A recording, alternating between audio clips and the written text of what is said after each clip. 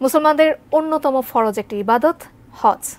এটি মক্কা নগরীর পবিত্র কাবা শরীফকে কেন্দ্র করে অনুষ্ঠিত হয়। এবছর হজ শুরু হবে জুন মাসের মাঝামাঝি সময়ে। তাই হজ ব্যবস্থাপনা আরও সুষ্ঠু ও নিরাপদ করতে নানা উদ্যোগ নিচ্ছে সৌদি আরব। সে লক্ষ্যেই এবার অবৈধ হজযাত্রীদের চিহ্নিত করতে অভিনব উদ্যোগ নিয়েছে দেশটির সরকার। তো কি সেই নতুন উদ্যোগ, জানাচ্ছেন এসআই রাজ।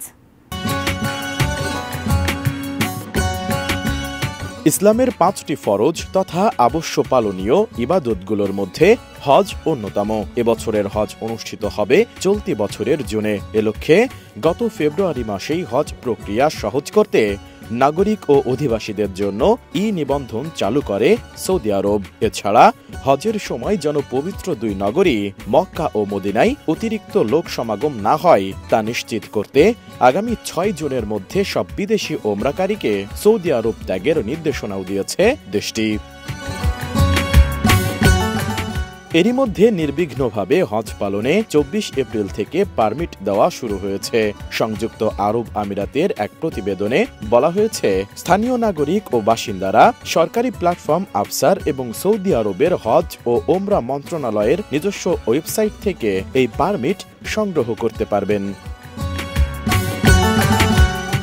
এদিকে এবার অবৈধ হজ যাত্রীদের চিহ্নিত করতে অভিনব উদ্যোগ নিয়েছে সৌদি সরকার। দেশটির হজ ও ওমরা মন্ত্রণালয় জানিয়েছে, বৈধ হজ যাত্রীদের শনাক্ত করতে এবারের হজ মৌসুমে প্রত্যেককে আলাদা করে একটি ডিজিটাল ট্যাগ দেওয়া হবে। মূলত অবৈধ হজ পালন নিরুৎসাহিত করতেই এমন উদ্যোগ নেওয়া হয়েছে। গণমাধ্যমের প্রতিবেদনে বলা হয়েছে, বিদেশি হজযাত্রীদের প্রথম দলটি সৌদি আরবে পৌঁছাবে ২ সপ্তাহেরও কম সময়ের মধ্যে। ঠিক তার আগেই অবৈধ বিদেশি হজযাত্রীদের রুখতে এই উদ্যোগ নিল দেশটির সরকার। সৌদি আরবের হজ বিষয়ক মন্ত্রী তৌফিক আল রাবিয়াহ চলতি সপ্তাহে ইন্দোনেশিয়ায় বৈধ হজযাত্রীদের জন্য একটি করে ডিজিটাল নুসুক কার্ড দেওয়ার প্রকল্প শুরু করেন। এই কার্ডগুলো ইন্দোনেশিয়া থেকে সৌদি আরব যাওয়া হজযাত্রীদের দেওয়া হবে। ডিজিটাল এই নুসুক কার্ডে সংশ্লিষ্ট হজযাত্রীর প্রয়োজনীয় সব তথ্য মজুদ থাকবে এবং হজের জন্য পবিত্র কাবার প্রাঙ্গণে প্রবেশ করতে চাইলে এই ডিজিটাল কার্ড অবশ্যই প্রদর্শন করতে হবে।